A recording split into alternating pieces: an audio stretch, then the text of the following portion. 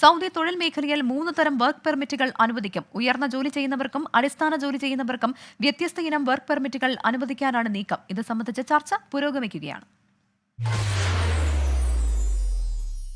തൊഴിൽ നൈപുണ്യ നിലവാരത്തെ അടിസ്ഥാനമാക്കി സൗദിയിൽ വർക്ക് പെർമിറ്റുകളെ 3 വിഭാഗങ്ങളായി തരംതിരിക്കാനാണ് നീക്കം.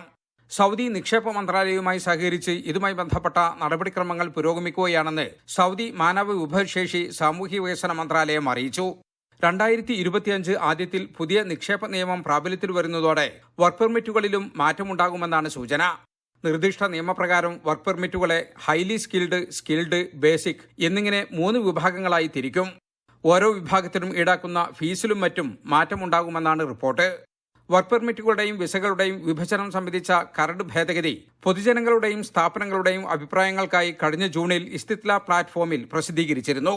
ആഭ്യന്തര നിക്ഷേപകരുടെയും വിദേശ നിക്ഷേപകരുടെയും താൽപര്യങ്ങൾ സംരക്ഷിക്കുന്നതിന്റെ ഭാഗമായാണ് നിക്ഷേപ നിയമം ഭേദഗതി ചെയ്യുന്നത്. ജലീൽ കണമകലം, 24 ജിദ്ദ.